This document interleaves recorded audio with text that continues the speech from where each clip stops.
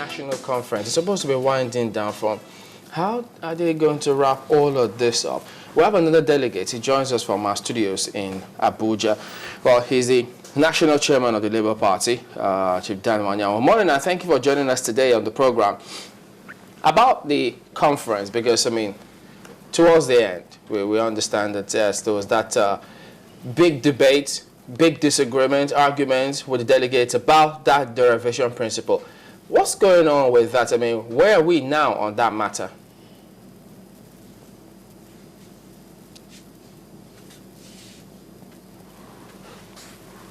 Lost it. Oh. Okay, well, we'll try and sort that out.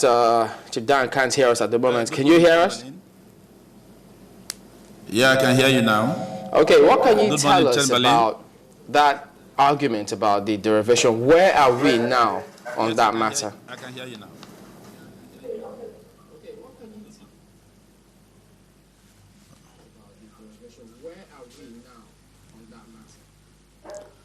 Well, we had 20 committees set up in the conference. We adopted reports of 19 committees.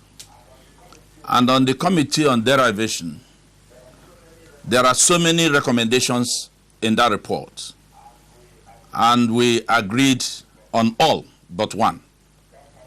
That has to do with the revenue allocation to oil-producing states and development of solid minerals and National Intervention Fund. So that was the only item that generated this controversy that seemed to let people believe that the conference did not conclude in a very good note. And I beg to disagree. The conference has done very well so far. And the position now is that on the 4th of August, delegates will resume back to go through the reports of all the committees and the decisions so far taken, and then adopt them for signature. So that is the position we are. On the issue of the derivation, it is important to explain that we got to that situation because of certain persons in the conference who ab initio never wanted the conference to hold or to succeed. You see, I learned so many other things in this conference.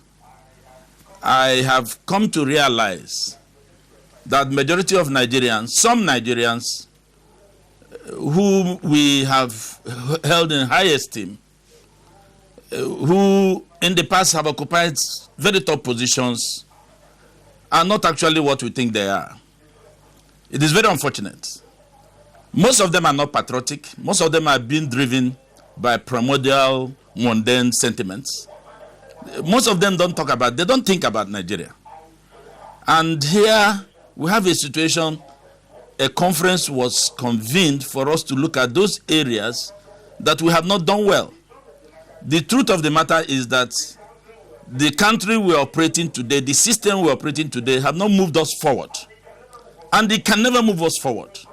If we continue to apply the same solutions to the old problems that had failed, definitely we're going to get the same answer. And that was the intent of that conference. But some people came to the conference with positions, mindsets, and they were not ready to move. On the issue of derivation, I don't know if I'll have enough time to deal with this matter. On the issue of derivation, the oil-producing communities, particularly the Niger Delta states, came with proposal of 50%. Later, they came down to 25%. And let me use this opportunity to congratulate and acknowledge the good effort of High Chief Alero Dekwesi, who tried very hard on daily basis, trying to harmonize, to get every group, part with something so that we'll have a good agreement. He was always walking around the hall, trying to get two sides, to see reason why it will not be so. At the end of the day, his efforts brought the whole thing to 21.5%. And it appeared to have been taken. But certain group of people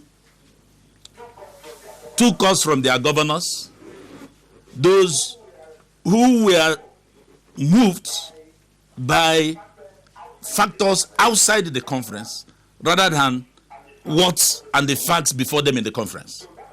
So that was what happened. And then the whole thing became an issue. They went back, they were given time. First of all, the 35-man committee was not established by the conference.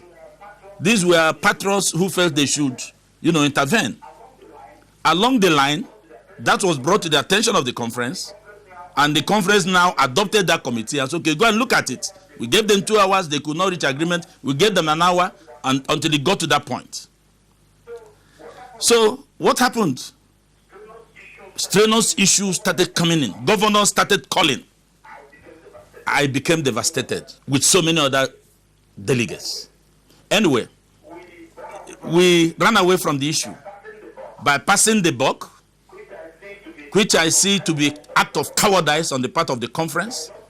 By not confronting the issue, the president said, go and discuss this matter, go and arrive at a decision. And now you are passing it to a committee that does not exist. You are passing the issue to a committee that will be established. Of course, when issues get to technical committees and all that, you just want the matter to be killed. And that's why people like us, some of us from Labour, from other constituencies, are not happy with the situation. But that was an escapist approach. Let us push it away. What are the issues?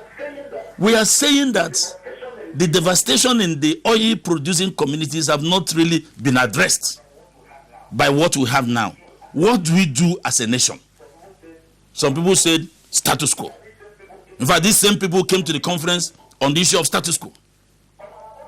On our own, we said, look, even before we got to that issue, we started discussing across the board, what do we do to the Northeast? The devastation is too much. Some members felt that it was self-inflicted injury. We said no. We must address it because the victims of this devastation, of this terrorist act and the terrorism are not the cause of the problems. And that was how this issue of making provision for that area became almost acceptable. And then, of course, the issue of 5% for development of other solid minerals and other minerals across the country. When governors took over the matter, that was the problem we had. And I warned that a situation, you are in a conference, you are attending tribal meetings, you are attending all these meetings, taking instruction, it will never work.